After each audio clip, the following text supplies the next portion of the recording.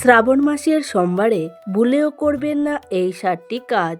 রুষ্ট হতে পারেন দেবাদিদেব মহাদেব। হিন্দু ধর্মের শ্রাবণ মাসকে দেবাদিদেব মহাদেবের অত্যন্ত প্রিয় এবং পবিত্র মাস হিসেবে গণ্য করা হয়। এই গোটা মাস জুড়ে ভক্তরা শিবের আরাধনায় মগ্ন থাকেন। মনে করা হয় শ্রাবণ মাসের সোমবার কুলিতে যদি কোনো ভক্ত ভক্তি ভরে শিবের পুজো করেন তবে তার জীবনে সমস্ত দুঃখ কষ্ট দূর হয়ে যায়। কিন্তু আমরা না জেনেই ছোটোখাটো কিছু ভুল করে ফেলি। সেই ভুলেই স্বয়ং মহাদেব আমাদের উপর রেগে যেতে পারেন। শাস্ত্রে এমন কিছু কাজের কথা বলা হয়েছে যা শ্রাবণের সোমবারে করা সম্পূর্ণ নিষিদ্ধ।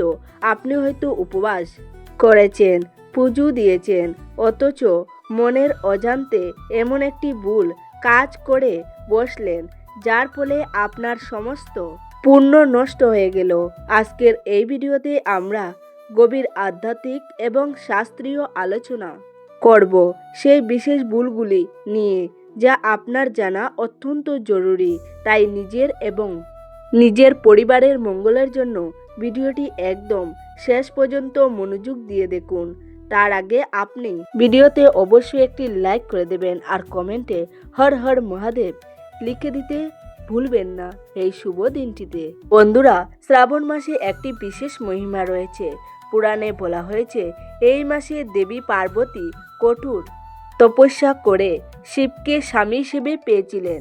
তাই এই সময়ে শিবের আরাধনা করলে সাংসারিক জীবন যেমন সুখের হয় এবং মনের মতো জীবনসঙ্গীও পাওয়া যায়, তবে শিব যতটা দয়ালু ঠিক ততটাই তিনি নিয়ম ও নিষ্ঠার প্রতি সংবেদনশীল। কলিযুগে আমরা অনেকেই আধুনিক জীবনযাত্রার চক্করে পড়ে শাস্ত্রীয় নিয়মগুলি ভুলে যাই বা সেগুলিকে গুরুত্ব দেই না। কিন্তু মনে রাখবেন, আধ্যাত্মিকতা কেবল বাহ্যিক আড়ম্ব নয়, এটি হলো মনের শুদ্ধতা এবং সঠিক আচরণের প্রকাশ। শ্রাবণের সোমবারে আমাদের শরীর, মন এবং চারপাশের পরিবেশকে কতটা পবিত্র রাখছি তার উপরে নির্ভর করে আমাদের পুজোর ফল।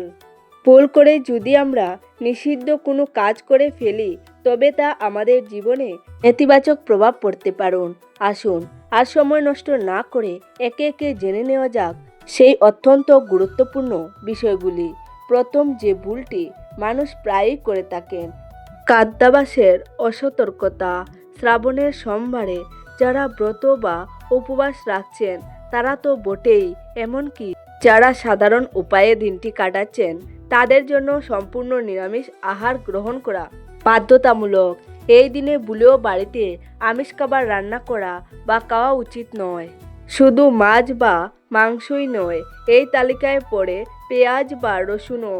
সনাতন ধর্মে পেঁয়াজ ও রসুনকে তামসিক খাদ্য হিসেবে গণ্য করা হয়, যা মানুষের মনের চঞ্চলতা এবং কামনা বাসনা বাড়িয়ে তোলে। শিব পূজায় প্রয়োজন সম্পূর্ণ সাত্ত্বিক মন। আমিষ আহার গ্রহণের ফলে মনের সেই আধ্যাত্মিক একাগ্রতা নষ্ট হয়ে যায়। তাই এই পবিত্র সোমবারে ভুলবশত যদি আপনি আমিষ বা তামসিক খাবার স্পর্শ করেন তবে তা মহাদেবের পূজায় অশুদ্ধতাকে নষ্ট করে। নিজেকে সংযত রেখে এই দিনটিতে সম্পূর্ণ হালকা ও সাত্ত্বিক খাবার খাওয়া উচিত। যাদের শরীর এবং মন দুই ঈশ্বরের ধ্যানে মগ্ন থাকতে পারে। এছাড়া শ্রাবণের সোমবারে যে কোনো ধরনের মদ্যপান, ধূমপান বা অন্যান্য নেশা করা শাস্ত্রমতে মহাপাপ। অনেকেই মনে করেন যে শিব পূজায় ভাং, গাঁজার একটি জল রয়েছে, যা সম্পূর্ণ একটি ভুল ধারণা। মহাদেব বিষ পান করে সৃষ্টিকে রক্ষা করেছিলেন, তিনি কখনো নেশা করার শিক্ষা দেননি।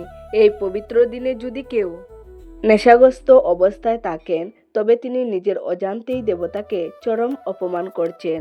নেশার গুড়ে মানুষের বিবেক ও বুদ্ধি লোপ পায়, যার ফলে সে যে কোনো অন্যায় কাজ করে বসতে পারে। মহাদেব হলেন চরম চেতনার প্রতীক। সেই পরম চেতনাকে লাভ করতে হলে আমাদের নিজেদের চেতনাকে জাগ্রত করতে হবে। নেশার অন্ধকারে ডুবিয়ে দিলে চলবে না। তাই এই দিনে নিজের কর এবং মনকে সমস্ত রকম কুলুষতা থেকে মুক্ত রাখুন এবং কোনোভাবে নেশার ফাঁদে পা দেবেন না। তৃতীয় যে ভুলের কথা শাস্ত্রে বলা হয়েছে তা হলো কোনো জীবকে কষ্ট দেওয়া বা কারোর প্রতি হিংসা প্রকাশ করা। দেবাদিদেব মহাদেবকে আমরা পশুপতির নামেও ডাকি, অর্থাৎ তিনি সমস্ত জীবকুলের রক্ষাকর্তা ও স্বামী। পরমেশ্বর শিবের কাছে প্রতিটি ছোট বড় প্রাণী সমান। শ্রাবণের সোমবারে যদি আপনি কোনো পশু বা পাখিকে আঘাত করেন, বিশেষ করে শিবের বাহন ষাঁড় বা গরুকে যদি তাড়িয়ে দেন বা মারধর করেন, তবে মহাদেব অত্যন্ত রুষ্ট হন। অনেক সময় দেখা যায় পুজো দিতে যাওয়ার পথে রাস্তায় কোনো কুকুর বা অন্য প্রাণীকে মানুষ অবহেলা করে বা লাথি মেরে শিবের পুজো করতে যায়। অর্থাৎ শিবের উপাসনা করার অর্থ হলো তার সৃষ্টিকে ভালোবাসা।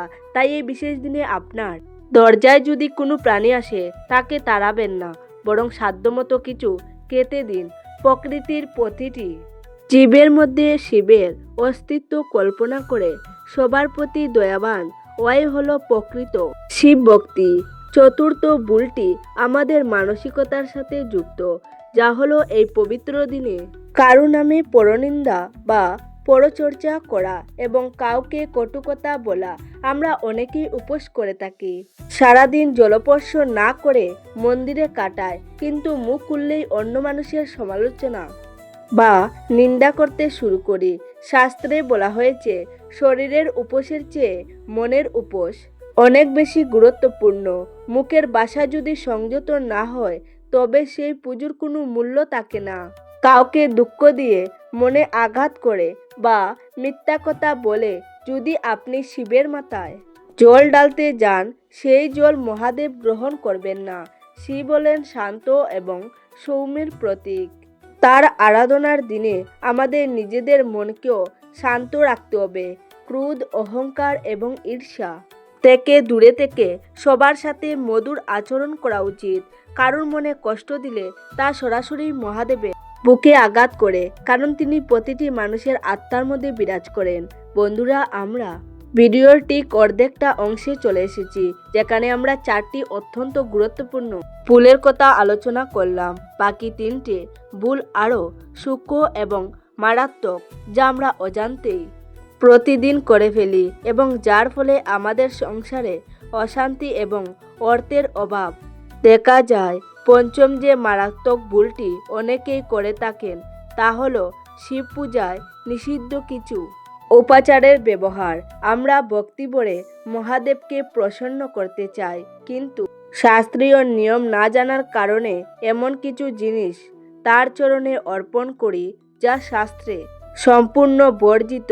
এর মধ্যে সবচেয়ে প্রধান হলো তুলসী পাতা। হিন্দু ধর্মে তুলসী পাতা অত্যন্ত পবিত্র হলেও মহাদেবের পুজোয় তুলসী পাতা দেওয়া সম্পূর্ণ নিষিদ্ধ। পুরাণের কাহিনী অনুসারে জলন্ধর নামে এক অসুরের বধের পর তার স্ত্রী তুলসী দেবী মহাদেবকে অভিশাপ দিয়েছিলেন যে তার পুজোয় কখনো তুলসী পাতা ব্যবহার করা যাবে না। একইভাবে মহাদেবের পুজোয় কেতকী ফুল এবং সিঁদুর বা কুমকুমের ব্যবহার করা উচিত নয়।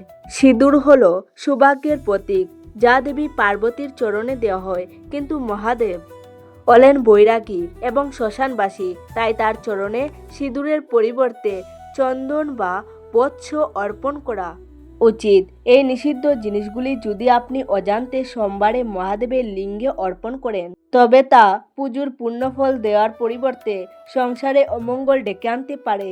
ষষ্ঠ ভুলটি হলো এই পবিত্র দিনে নিজের পরিবার বা দাম্পত্য জীবনে অশান্তি সৃষ্টি করা।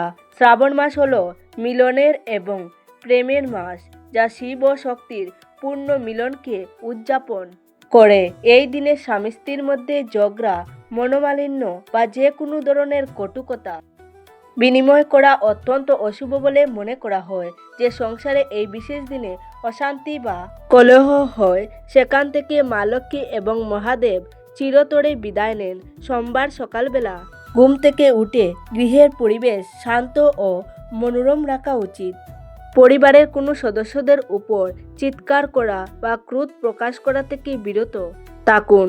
মনে রাখবেন, গৃহ হলো সেই মন্দির এবং গৃহের সদস্যরা হলেন সেই ঈশ্বরের রূপ। তাই এই দিনে বাড়িতে ইতিবাচক শক্তি বজায় রাখতে একে অপরের প্রতি শ্রদ্ধা ও ভালোবাসা প্রদর্শন করুন, যাতে দেবাদিদেব মহাদেব আপনার সংসারে সুখ শান্তি এবং সমৃদ্ধি বর্ষণ করেন। সপ্তম এবং শেষ ভুলটি হলো অলসতা এবং অপরিচ্ছন্নতা। শ্রাবণ মাসের সোমবারে সূর্যোদয়ের আগে ঘুম থেকে ওঠা অত্যন্ত শুভ বলে মনে করা হয়। এই দিনে বেলা করে ঘুমানো বা সারাদিন অলসভাবে সময় কাটানো শাস্ত্রমতে অনুচিত। সকাল সকাল স্নান সেরে পরিষ্কার পরিচ্ছন্ন সুতির বস্ত্র পরিধান করা উচিত। বিশেষ করে কালো রঙের পোশাক এই দিনে এড়িয়ে চলা ভালো, কারণ কালো রং বৈরাগ্য এবং নেতিবাচকতার প্রতীক, যা পুজোর পবিত্র পরিবেশের সাথে খাপ খায় না। এর পাশাপাশি নিজের ঘরবাড়ি, বিশেষ করে পুজো স্থানটি অত্যন্ত পরিষ্কার পরিচ্ছন্ন রাখুন। নোংরা বা অগোছালো পরিবেশ পুজো করলে মনের একাগ্রতা নষ্ট হয় এবং নেতিবাচক শক্তির প্রভাব বাড়ে। এই দিনে মনকে প্রফুল্ল রাখুন, অলসতা ত্যাগ করে সৎ চিন্তা করুন এবং সমস্ত সময় মহাদেবের ধ্যানে মগ্ন থাকার চেষ্টা করুন। শ্রাবণ মাসের এই প্রথম সোমবারে আপনার জীবনের সমস্ত অন্ধকার দূর করে আলোর দিশা দেখাও, এটাই আমাদের প্রার্থনা। তো এই ছিল আজকের ভিডিও। আপনাদের কেমন লেগেছে অবশ্যই কমেন্টে জানাবেন। সবাই ভালো থাকুন, সুস্থ থাকুন। দেখা হবে নতুন একটি ভিডিওতে। নমস্কার, ধন্যবাদ।